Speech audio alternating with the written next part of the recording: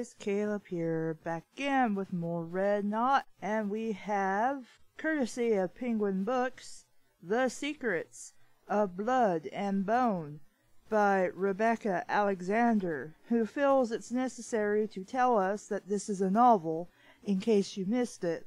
A supernatural thriller with just about everything you could want. An urban fantasy series to watch out for. Sci-fi now. Well, let's talk about this cover here. What cover? Over half this cover is this fancy little O thing that has that little blurb in it. And then the rest is just the title of the book. And so you only really have room for this tiny little image here of a wolf with some trees around him. And because there's so much white around this wolf, I'm assuming the wolf was not in the same picture as these trees. So I'm going to give the cover an F, because there's no reason that the title of the book should be so huge in comparison to everything else on the cover. It is so cluttered. So cluttered. I do like that the font looks like it's made out of stone, though. That's neat. To the back. In the stunning follow-up to The Secrets of Life and Death, Rebecca Alexander has created a gripping supernatural thriller that bridges time, legend, and the power of blood. Following her showdown with Elizabeth Bathory, I'm not sure how to say that, Jackdaw Hammond is running from her past. Jackdaw is apparently a girl's name.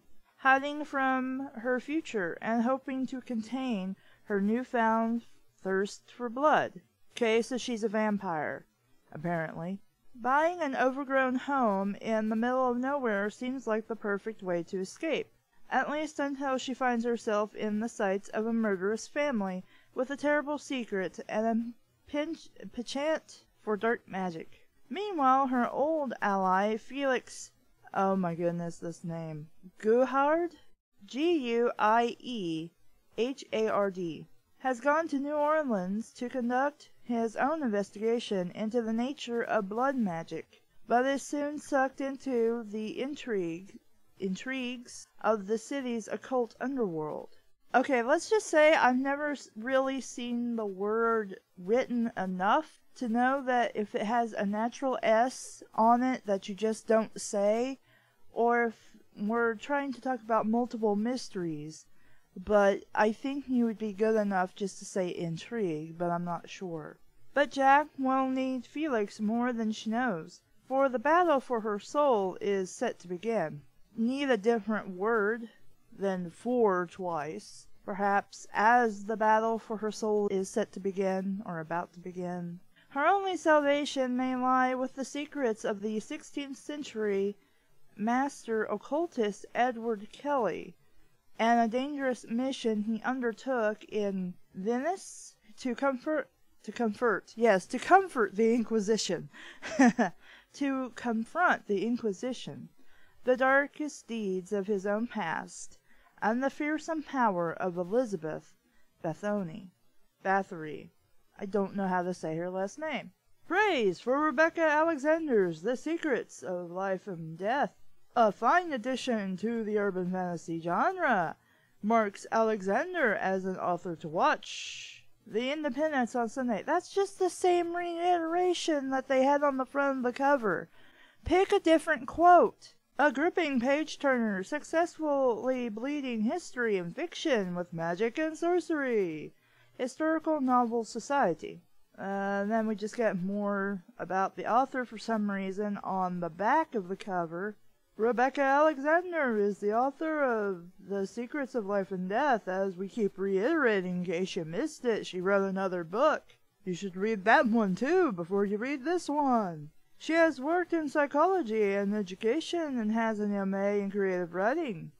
Good for her, I guess. She lives with her husband on the coast of England. Chapter 1. Present day Bee Cottage, as in bzz, near Hawkshead Lake District. The garden has forgotten what it waits for and guards against. It waits and guards anyway. It twitches out a few lime nettle shoots and uncoils brambles to search for unwary rabbits. So the lake eats people? Paths wind between shrubs and trees, some unknown to modern science. A lone rhododendron has been chased into the shadows of the wall, buried by native plants, its branches defending itself against attacks by blackthorns, and a spiteful dog rose. I'm assuming these are plants. I don't know. And everywhere the elder trees, children of the great elder mother, who sit in the middle of the walled acre. She is defended by her pregnancy, and sheds fat, buried tears for the loss of the witch. None of that makes any sense whatsoever.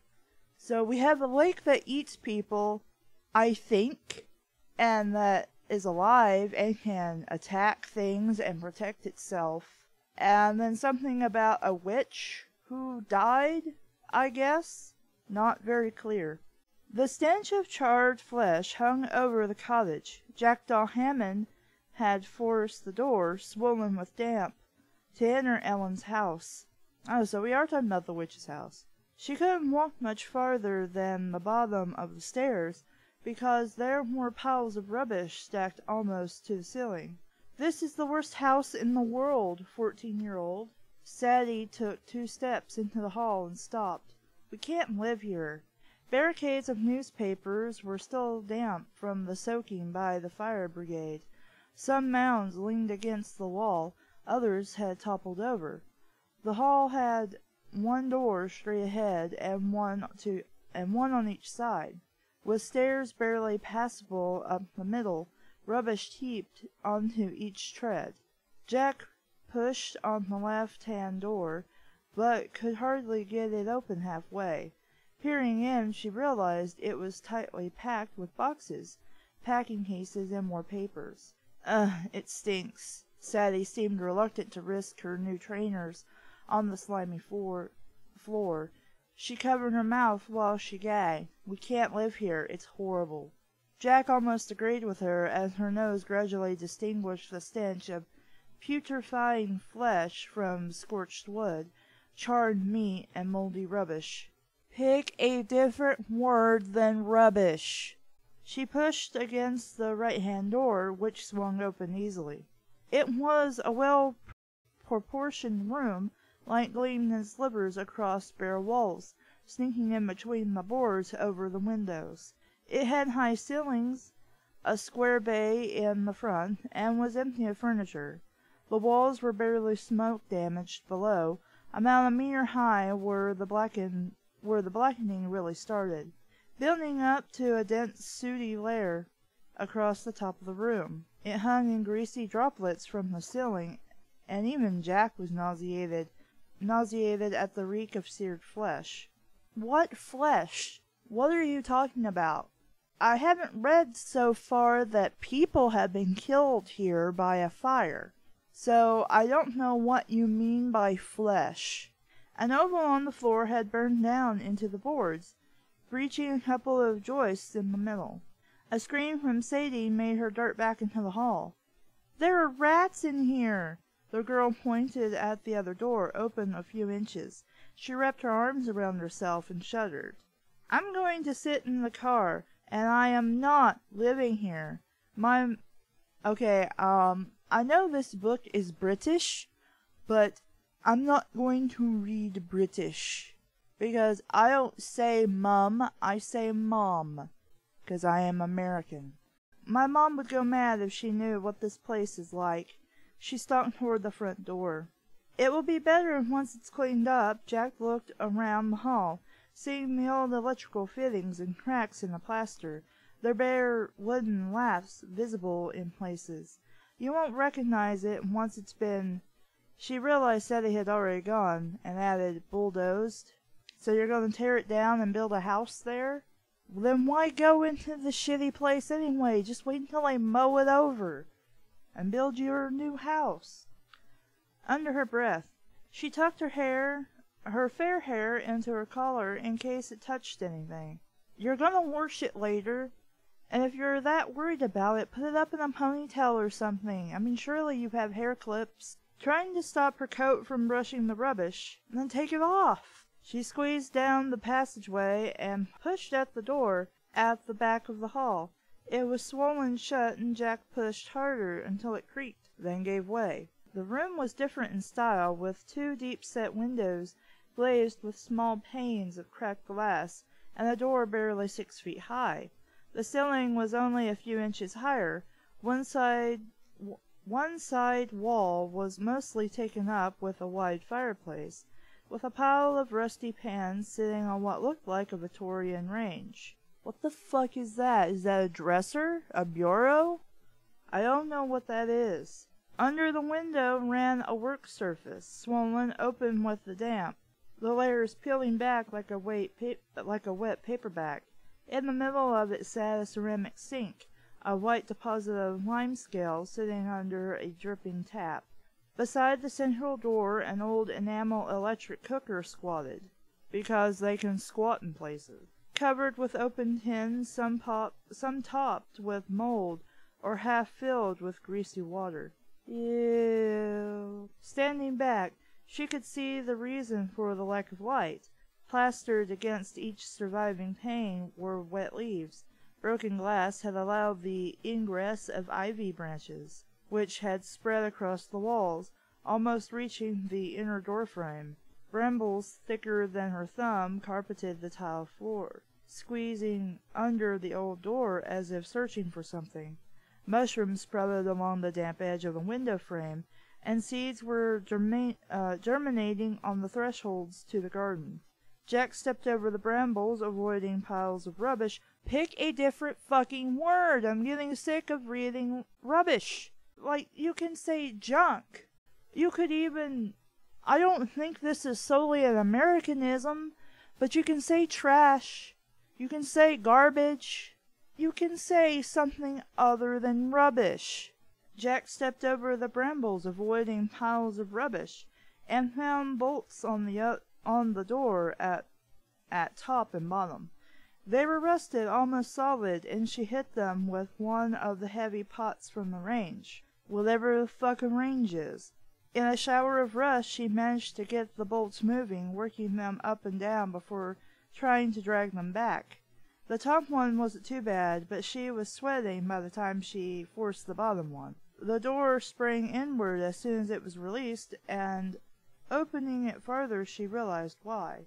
A wall of green was pushing against the door, climbers toppling onto the threshold, shrubs leaning against the wood. Branches of an elder tree must have been bent against the handle, as leaves had been torn off when she opened the door. Squinting along the outside wall, brambles reaching for her hair, Jack could see the greenery had grown up the building, almost to the roof, and embedded itself into the lime render. It was completely impassable. Jack had to put her whole weight against the door to get it shut enough to ram the top bolt home. The smell in the room was getting worse, mold certainly, and the smoke from the fire. But under it all was the stink of decomposition. Jack nudged the brambles on the floor away from what seemed to be the source of the stench. It was a pile of oily slime, recognizable as...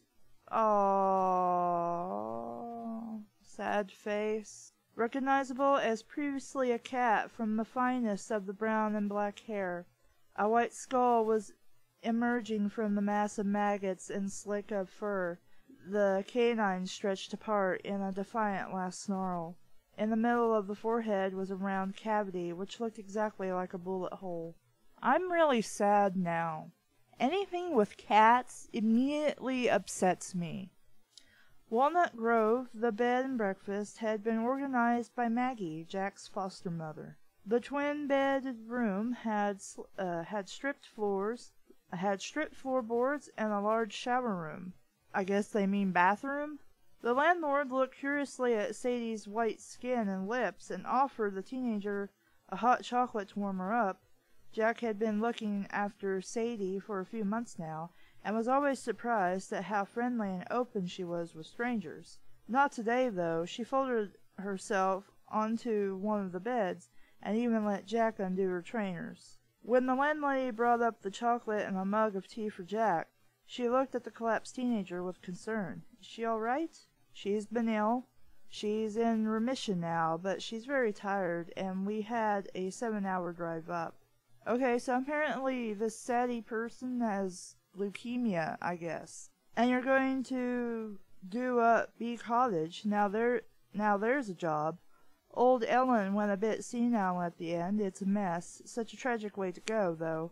Call me if you need anything. She paused at the door, looking down at the huddled girl before she left. Poor little thing. Jack opened her rucksack and rummaged for a bottle of okay, let's try to pronounce shit. Colloidal silver solution and an artist's paintbrush. The ceiling was a bit high to reach without a chair, but the floor was a perfect surface to paint on.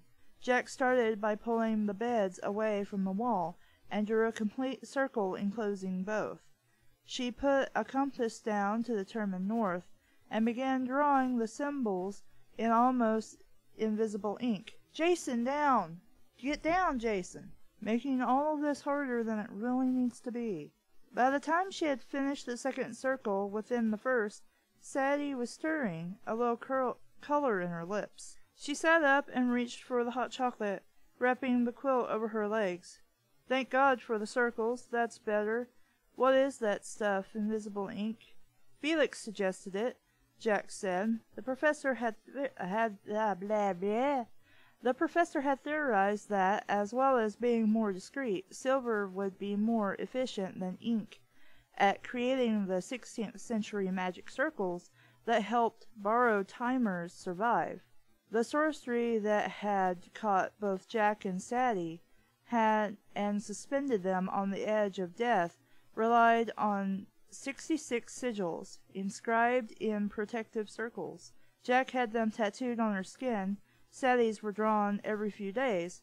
Okay, so apparently they're both dead, and if they don't make magic circles somewhere, then they go back to being corpses?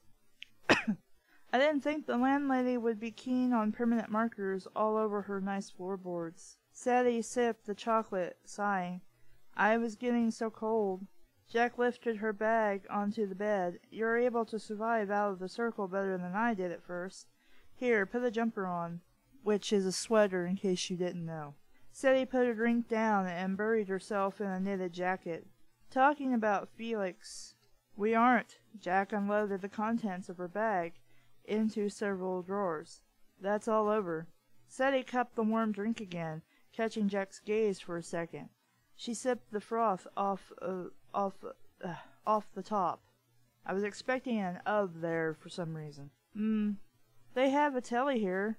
I bet they even have broadband and satellite. Why would they have both? Why wouldn't they just use one? Jack handed her the remote, and for a few minutes the girl seemed occupied with swapping channels. It would have been nice to describe the fact that there is a TV in there instead of being, like, oh, by the way, they probably have, cable TV and access to the internet. I mean, being the modern age, I guess you can just assume that shit's in there, but not all places are gonna be like that. Especially if it's, like, one of those places to get away from, like, telephones and computers and the internet and all of that. So, what do we do about the cottage? Sadie looked up, swamped by the jacket. Looking more like 12 than nearly 15. She had lost so much weight.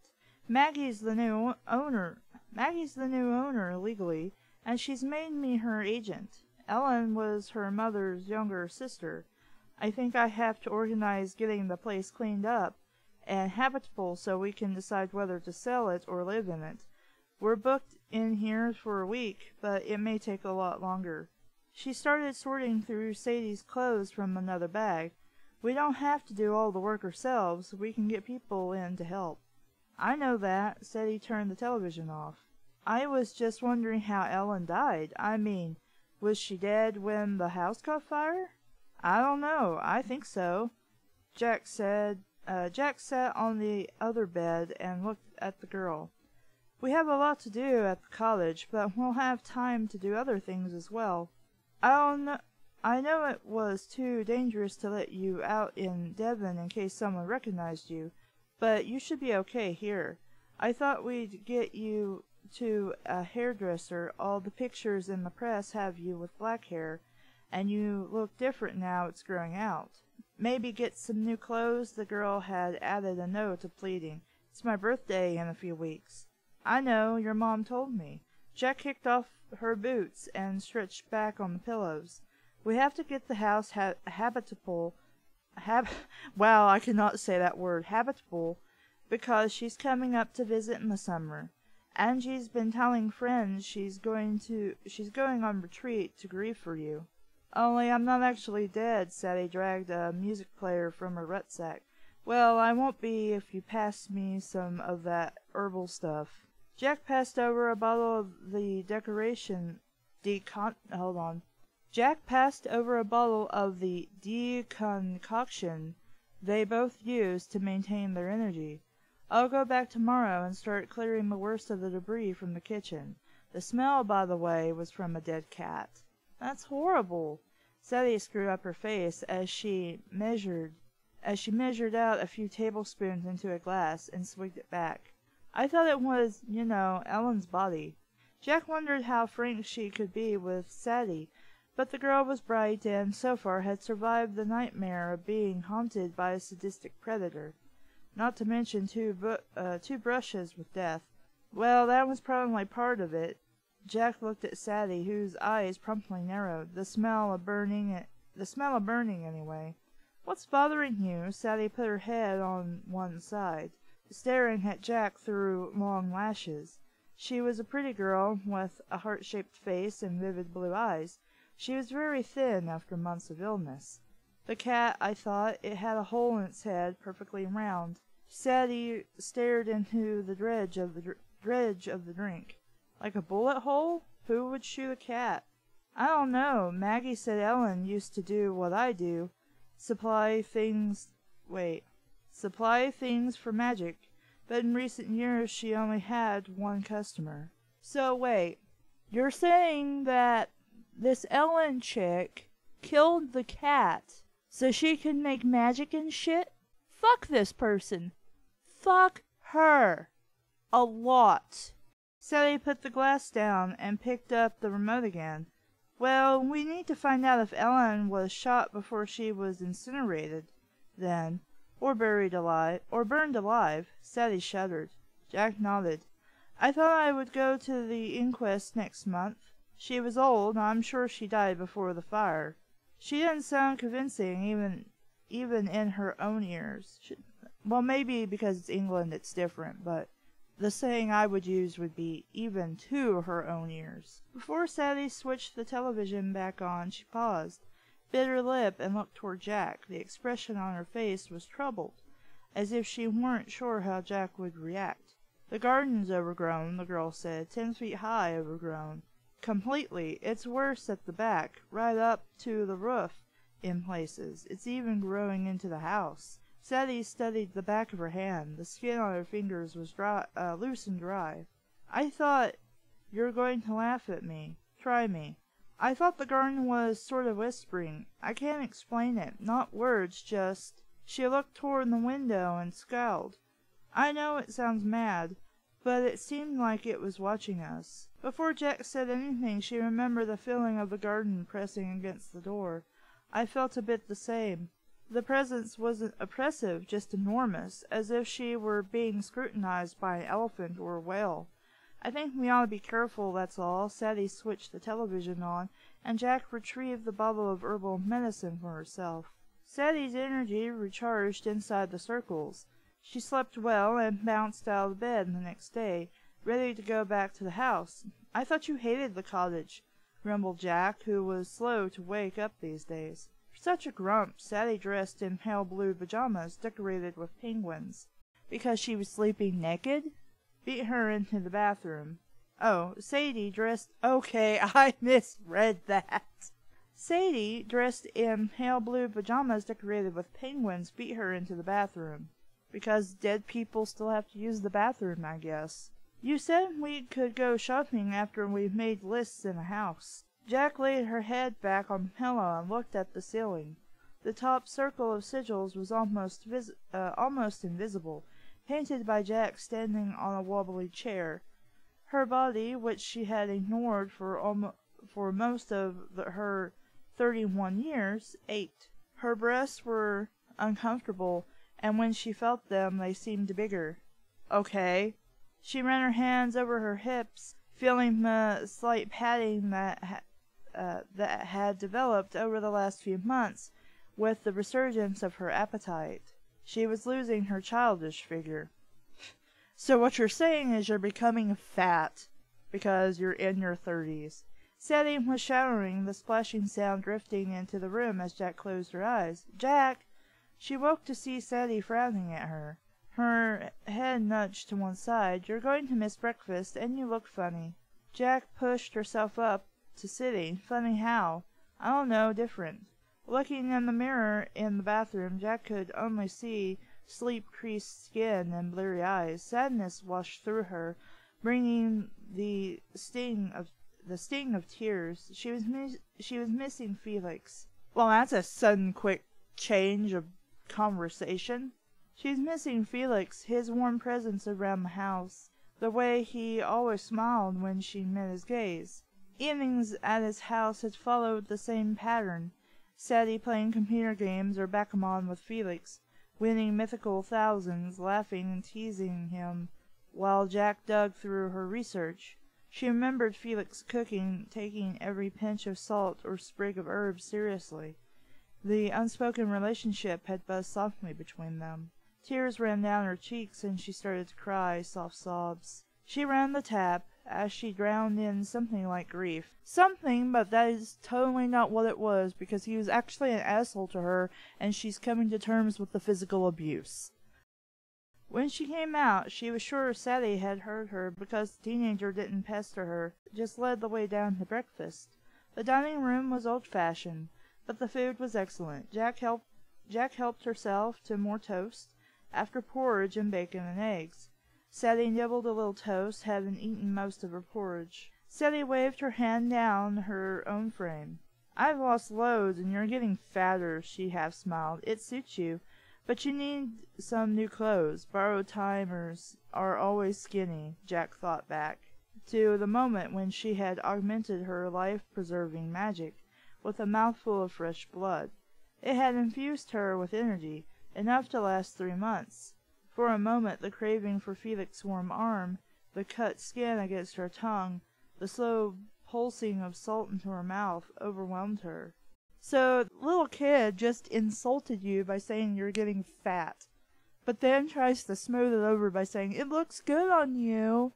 Yeah, you know what that's called? That's called they're not, like, giving you a compliment at all.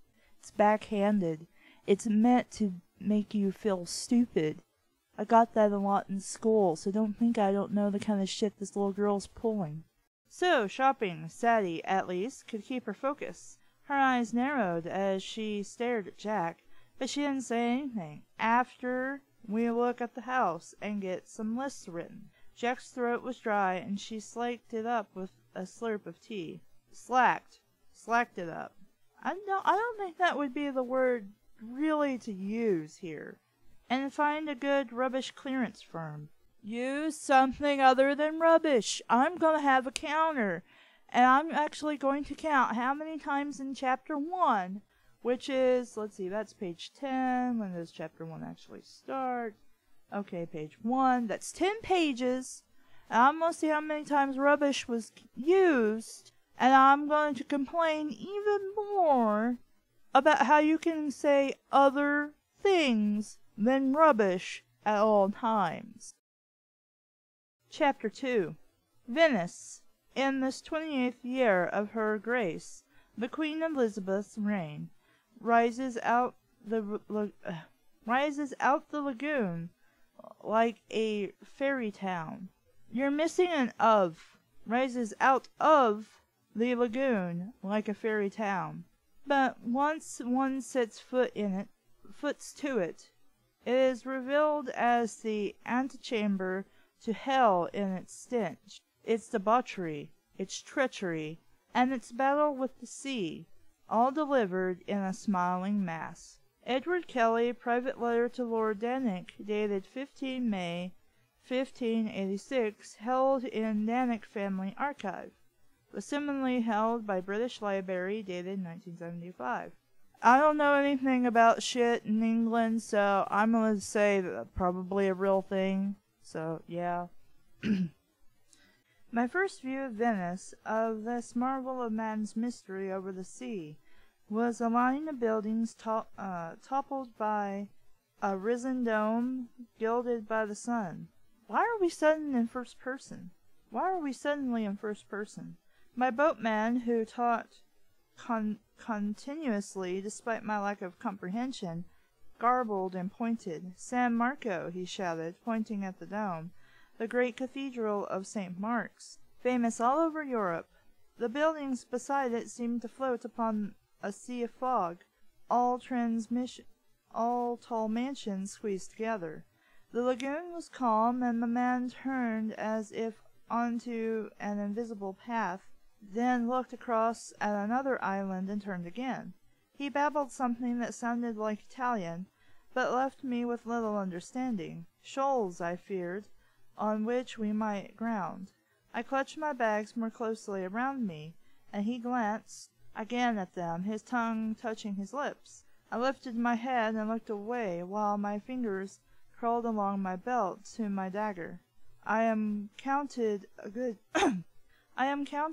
judge of character, and was certain that while the man would not hesitate to rob a lesser man, he would back down in a fight.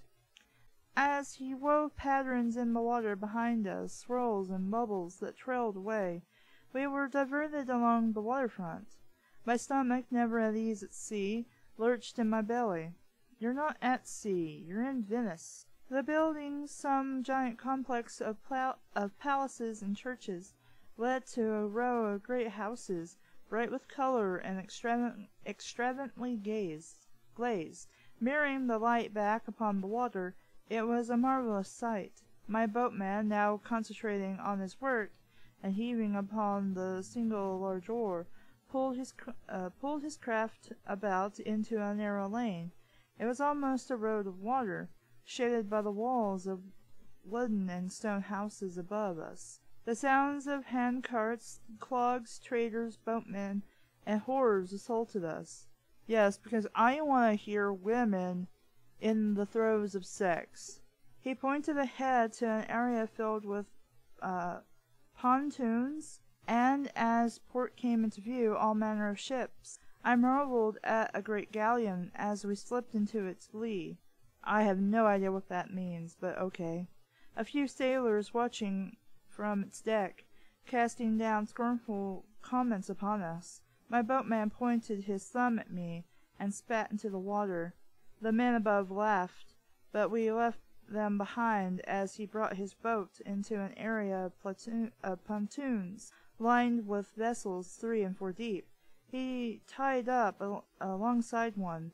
"Arn Snell," he said, holding out his brown hand, much calloused. I gave the man some coins, and when he whined for more, shook my head sternly, for the ambassador in Paraguay had visited Venice many times, and warned me the boatmen were robbers. Well, some of them might be, not all of them. Also, I mean, I don't know how much it costs to take a boat ride in Venice, do you? Probably not. When his face turned angry, I added one more suco, and he was happy. I would tell him to fuck off if I've actually paid what the ride was worth. I wouldn't give him any more money. Also, I don't know, it would be nice if you would translate how much this is supposed to actually be, but since you're lazy, you're not going to do that. I grasped my largest bag, swung it over my shoulder, and indicated that he should carry the other. I stepped onto the seat to disembark. The whole city stank like death. and eyes followed me with every move. I trod with care from one flat boat to another to reach the quarterside and grasp one of the wooden piers that supported it. I swayed more upon the docks than I had on the sea. I leaned over the black water and spat bile. My oarsmen, hopping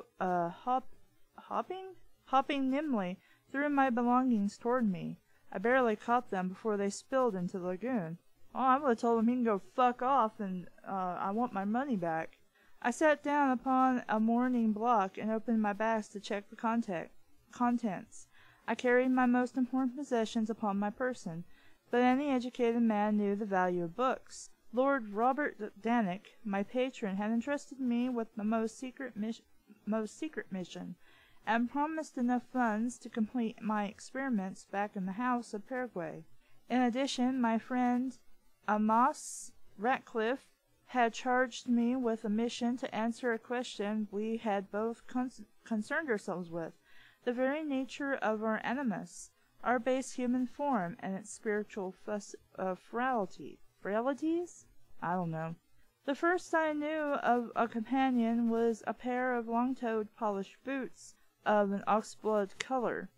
I glanced up, then stood, for the fellow who wore the boots was clearly of some importance, attended as he was by two servants. He was a little round man, wearing such bright colors and clashing garments that I might have thought him immortally like a fool.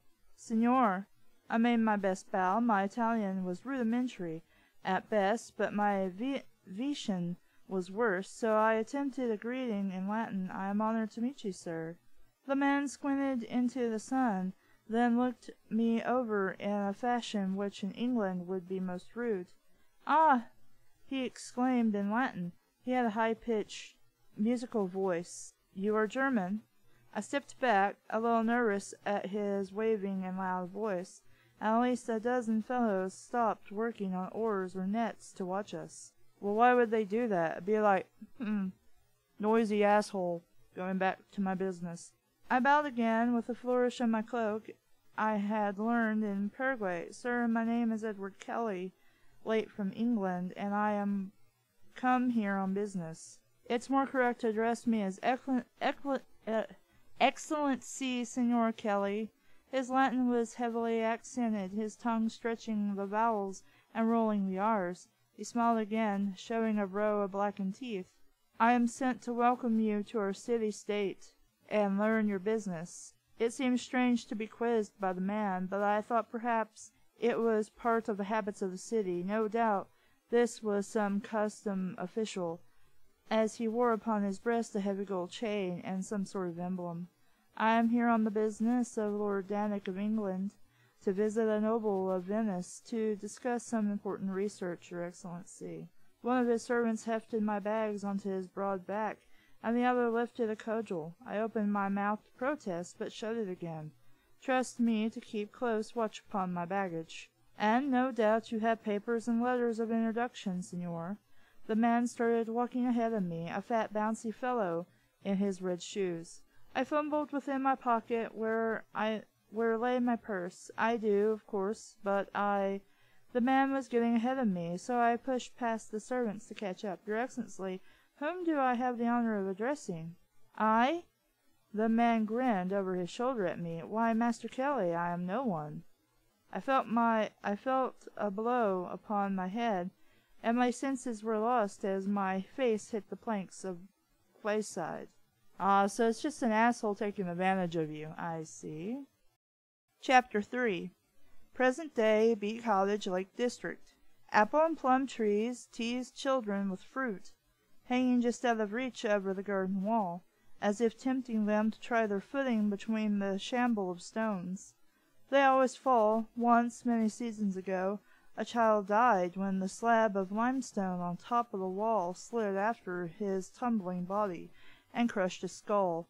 Now the fruit goes unpicked, prey only to the wasps and the boldest of the rooks that grow fat and unmolested around the house. They nest between the chimneys and hide behind its shattered windows. Boy, this is just a pleasant book, isn't it? The idea of cleaning the old house was overwhelming. Jack prioritized cleaning up the dead cat, slimier and stinkier after another day. Gee, thanks for that, because I want to be reminded constantly that there's a dead cat that's been horribly murdered and set ablaze. And unbolted the back door again for air. It sprang inward, if possible with more force than before, ivy pressing its green gloss into the room as if searching for something. There really are rats, shouted Sadie. She was wearing Jack's old riding boots against the dirt and was rummaging in the packed dining room at the front of the house. There's shit everywhere. There was more swearing, which Jack ignored, followed by a squeaking sound. I got the window open. Jack carried the bagged cat to the open front door. Sadie was leaning out of the window, probably trying to get some fresh air. Oh, you're such an asshole. You're such an asshole. I don't like our main characters, guys. Mostly because I'm partial to cats, and what they're just doing now is dick. Sadie was leaning out the window, probably trying to get some fresh air. Jack dumped the package into a available bin and closed the lid on it. How much stuff is in there? See, what you should do is actually bury it.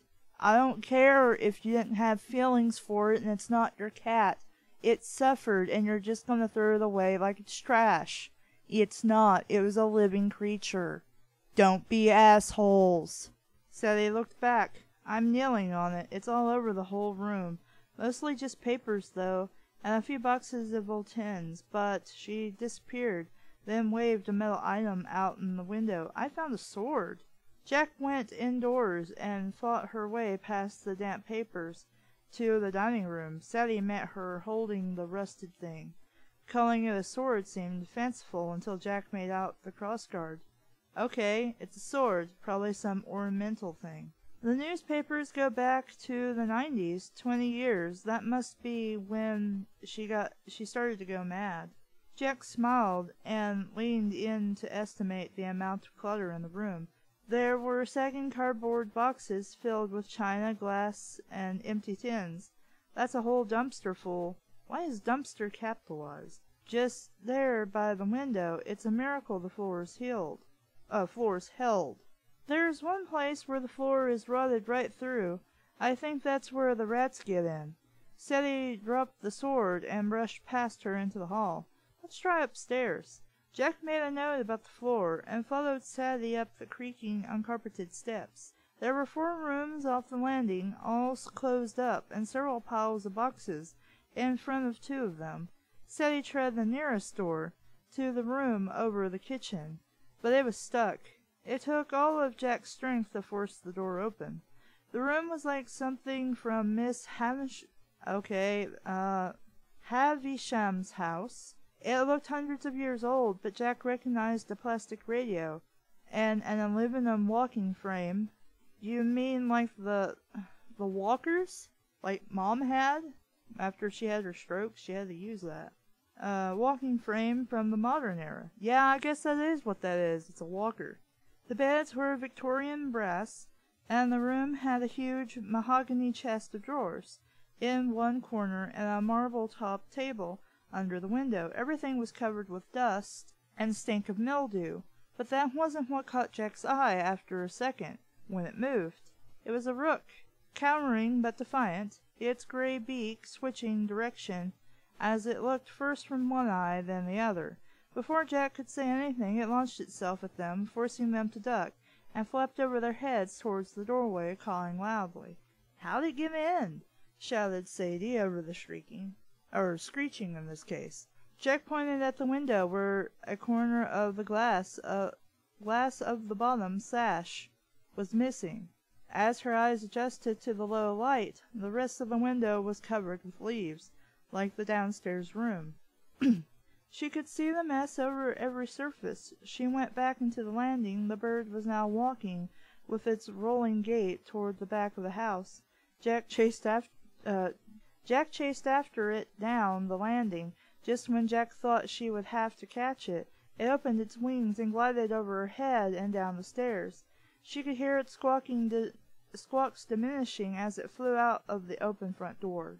Sadie pulled at the bedclothes and wrinkled her nose. This room isn't too bad, if we strip it right out and start again, obviously.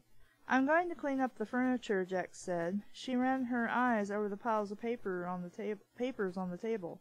These look like bills, legal papers, vet invoices, utilities. Maybe the cat was ill. Maybe. Jack peeled one disgusting sheet from the next. Everything was wet. This is a letter from Blackwell and Wiss, the solicitors who managed Ellen's will.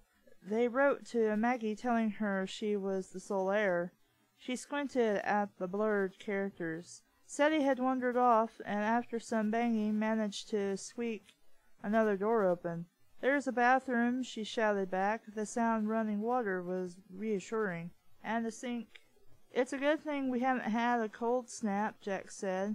"There's enough water in the house already." One paper caught her eye. The heading had a drawing of a castle on it. The ink had run, but she could make out some of the words. "Breach of contract" jumped out at her. Sadie banged the new door shut, and after a few moments emerged again to the sound of rushing water and clanking pipes. "The toilet flushes." "So I hear." Jack followed the sound of Sadie's voice onto the landing. "There's a tank up on the wall. It's so old-fashioned." Sadie fumbled in her pocket for a bottle of decoction. "There, I said the damn thing," and took a sip. "It's weird. I don't feel too bad here. I've even got some energy. What's in here?" "What do you mean you don't feel too bad and have some energy? Are you supposed to feel like shit? I mean, going through a house and throwing shit away, that takes a lot of time. I should know. I had to move." Sadie winched open a door at the front of the house, then stumbled back, hands over her face in a maelstrom of feathers and screeches. A dozen birds flew at her. She screamed, staggering towards Jack. The two cowered in the doorway of the back room as the birds flapped around the hallway before one led the others down the stairs. Her arms around the teenager could feel her. Jack, her arms around the teenager, could feel her shaking. "It's okay," she said as she let go. "Just birds, rooks. They took me by surprise. My mom made me sit up and watch this old film once. These crows went mad and killed people." "Are you talking about the birds?" Alfred Hitchcock's The Birds. Sadie shrugged Jack off and brushed herself down. She gingerly pushed the new door open farther. "I can't forget what happened before." Jack remembered Sadie's experience of seeing an air elemental rip through a rookery, dismembering the birds and nearly killing the girl. "Well, these seem healthy anyway, but we don't want a rookery in the house." She leaned into the bedroom. The birds had found a way in through the missing pane of the whole sash, bringing in thousands of sticks and covering the lot with excrement. "Well, yeah, birds are going to poop everywhere." Jack checked the nest, but none had eggs in them yet. Maybe Ellen liked them being here. They would make a fuss if anyone broke in, like guard dogs. Water had eroded and darkened the floorboards by the window, underneath a hole in the ceiling that gave access to the loft. A few holes between the slates allowed daylight in. From the middle of the room, piled high with more rubbish, "I hate you," there was a fantastic view through the shattered window over the nearest field. The light purpled what Jack guessed was heather over a whole hillside. A man's voice made her jump. "Hello? Is anyone there?" His words echoed up the hall and stairs. Jack struggled through the mountains of paper to look down the stairs. The man, in his late 40s or early 50s, she judged, was smiling up at her. "Ah, the lady of the house, I presume. Mrs. Slee." He was wearing a suit, incongruous against all the rubbish. "No, I'm acting on her behalf." Jack negotiated the piles of rubbish, used something else on each step with care, untook the offered hand. Strong fingers, warm, close up. He could be older than she first guessed. "I'm Jack Hammond." Sadie was keeping out of sight upstairs. yet he cocked his head as if he heard something. "I'm Henry Danick, and your companion?" She ignored the question and released the hand. The hairs on the back of her neck were prickling. She looked past him to a long, expensive car and a uniformed driver. "I'm just here to decide how to clear and empty the house. I was hoping to speak to Mrs. Slee, but if you are close to her, perhaps you can help me." "Okay. Didn't she just say this shit?" Jack stepped away from him, feeling some unnamed alarm, but also the pull of the man. He was very charming. He spread out his hands, palms up, as if to say, "I'm harmless. My family and Ellen Ratcliffe's have gone along, have had a long association, but recently—" "What's the problem, Mr. Danick?" "Actually, it's Sir Henry. Ellen worked for my family for many years." He looked around the hallway and his lips twisted. "I had no idea she'd got into such a mess. She was always eccentric, of course." "Worked for you how?" As far as she knew, Ellen supplied items of magic, much as Jack did. "The garden. I know it's hard to see it now, but it used to be full of rare herbs. Ellen was my family's herbalist. We were hoping to come to a similar arrangement with Mrs. Slee. We know she is an herbalist as well." "I understand. Herbalist, or a witch, like Maggie?" She motioned toward the door. "Perhaps we could talk outside. The smell in here is rather strong." The charred meat stink was starting to nauseate her again. "Of course." She stepped outside, careful not to touch the door frame with his sleeves. It really is disgusting in here. We were so sorry to hear what happened. What item in particular did you need?" "It's an herb. I'm afraid I only know its colloquial name. Black hair root. At least that's what they call it in this area." There was no trace of a northern accent in his voice, which suggested some upper-class education. "Yes, because furthering your education would mean you wouldn't have an accent of any kind." He waited as if he expected Jack to understand the reference to the herb. "Hair root. You're going to have to give me more than that. A picture, maybe? Ellen makes it into a tincture for us. She said it was rare, and this was the only place it grew in any quantity to her knowledge." He looked down at her, and she got the impression he was trying to read her too. "This is a very important herbal medicine for us. Ellen must have made notes somewhere. We haven't found any personal papers yet. A lot of stuff was ruined by the fire brigade." She also had Thomazine's papers. They may describe the herb. They were written on vellum, and so would be more resistant to water, perhaps. I assume she kept them safe. They are very valuable." "Thomazine?"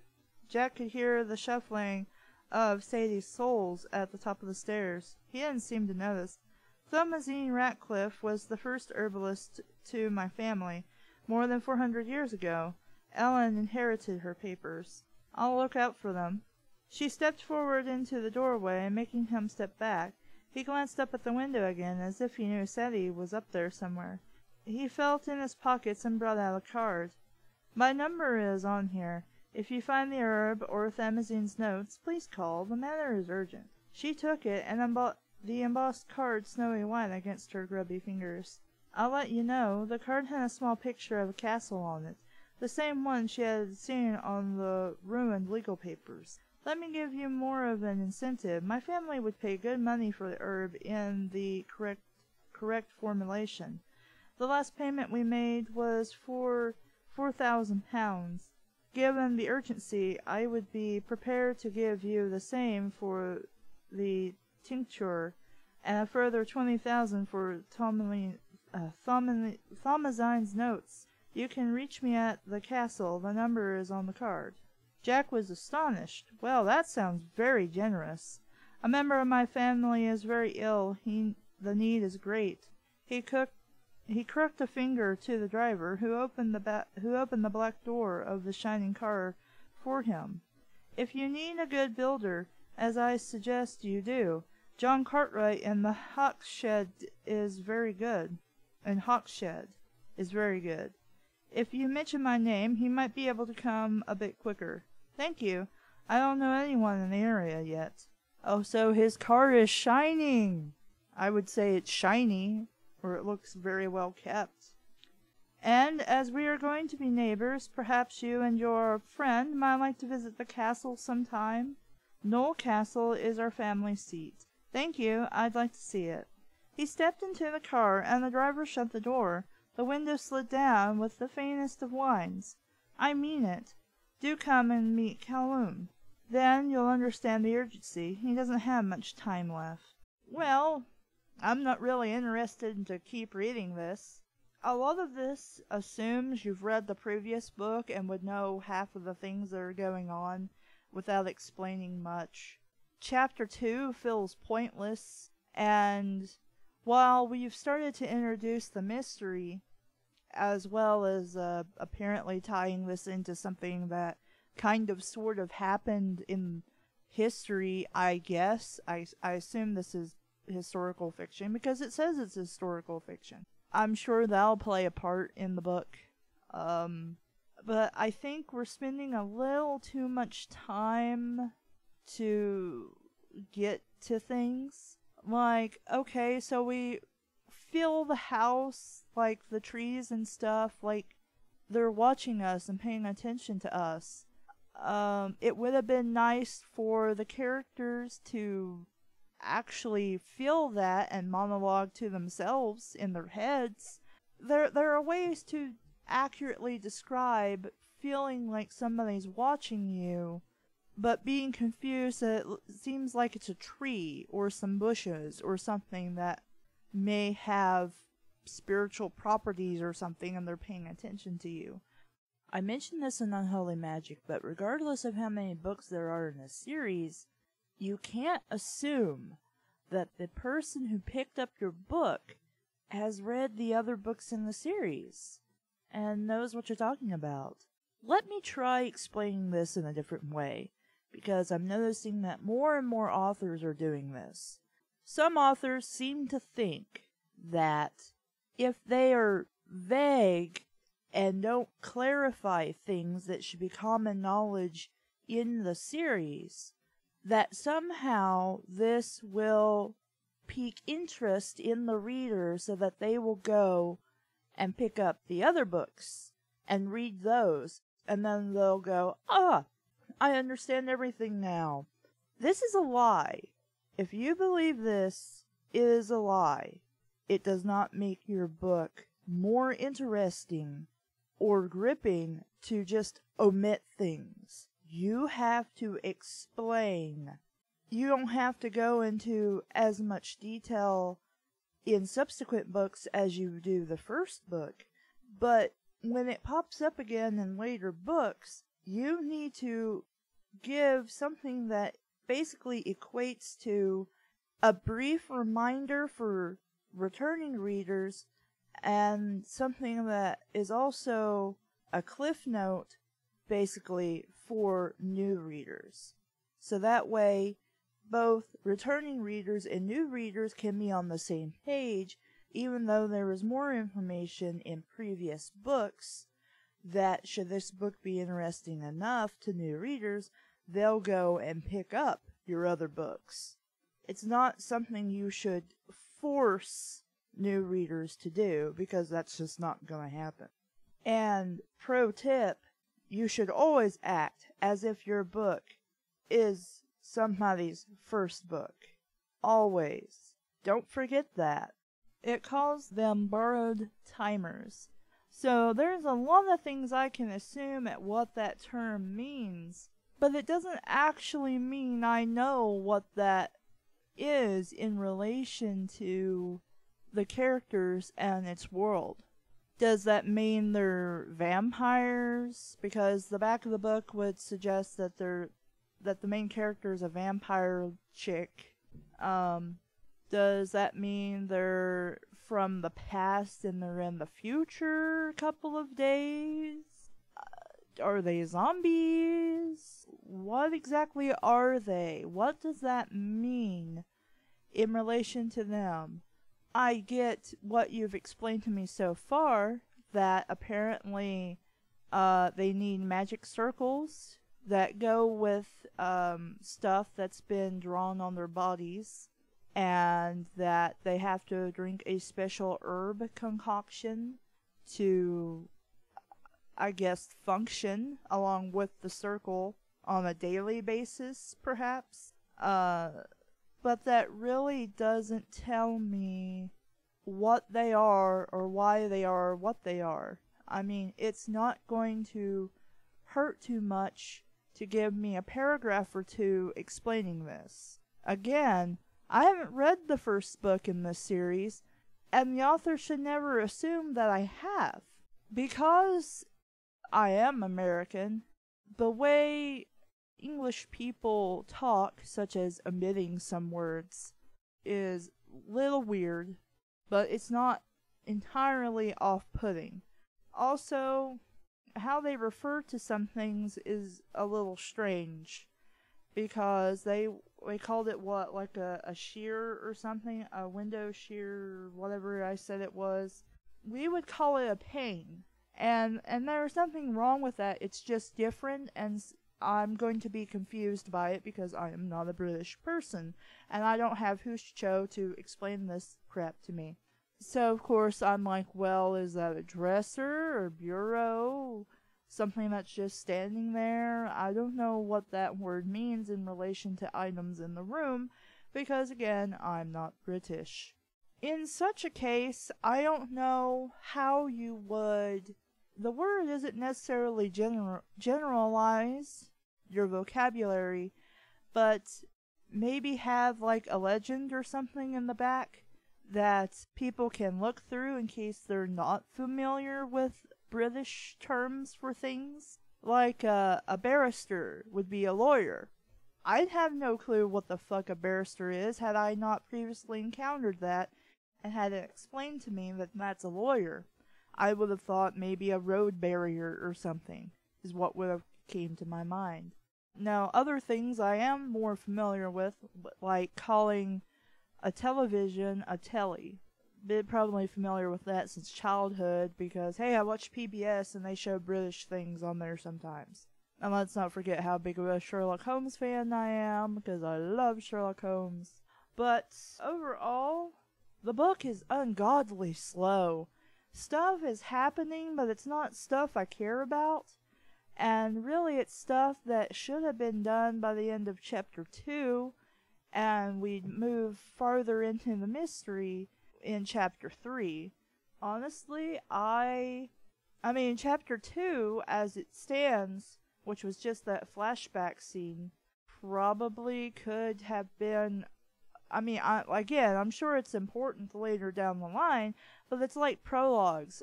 You could probably better integrate that into the book itself rather than actually having flashbacks to it. Like, maybe have notes or diaries or something characters uncover and read as they go through the story. Honestly, chapter 2 shouldn't have been just the flashback scene. That could have been easily taken out and integrated somewhere else in the book, or just take what amounts to chapter 3 and tack it into the end of chapter 2, and then have chapter 3 whatever chapter 4 is. I don't know, because, we have another very short chapter. So, at this point in time, no, I'm totally not interested in this book, and 3 chapters are your hook chapters. You follow the 3-step method and bring your characters in, and that's just not happening here. It's just, here's some stuff that you have to guess at. They're going through a house, and somehow they're going to live here, even though apparently it's been burned to shit, and you might as well just go through getting what you want, and then let them mow it down and build a new house there, or sell the land or whatever. It's just so slow moving, and again, stuff's happening, but it's not happening. It's just like, okay. I mean, we introduced the mystery at the end of chapter 3, but that's not enough to hold my interest, because nothing has been there to hold my interest. I mean, it's so vague about this route or whatever it is he's looking for that I'm just like, okay, it's a thing. Probably close to the same thing as the borrowed timers, whatever the shit that is. And at this point in time, I couldn't recommend this book. I'm gonna keep reading it because I have to write a review on it and give my final thoughts. But as it stands, no, I wouldn't bother getting this book. I wouldn't bother reading this book. If I could choose to continue reading this or not, I would not. I think really the author, while it's good, she went to school and everything, I think she really needs to... But again, this could just be because there's a difference in how an English person would tell a story versus how an American would tell the story. And you can notice that through watching like British television versus American television. There's a lot, can be a lot slower paced and more talking than really doing anything. Whereas American TV is not really that. I mean, there's a lot of talking in American TV, but then there's also action and adventure and things like that. And so that could very well be a reason why I'm just like, stuff's happening, but it's not happening, But, I still couldn't recommend this unless you just want a slow, kind of dry read. Again, it's sort of easy to read, but then you're gonna stumble through things because, again, I'm American and this book was written by an English lady. And so it's going to be a little difficult to get into due to language. But I can't personally recommend this because it's not doing anything. But maybe as I keep reading it, it will get better. I'm hoping. I'm hoping something will pick up and then I won't regret ordering this book. So I'm Caleb and this has been Red Knot. Thank you for listening. Bye!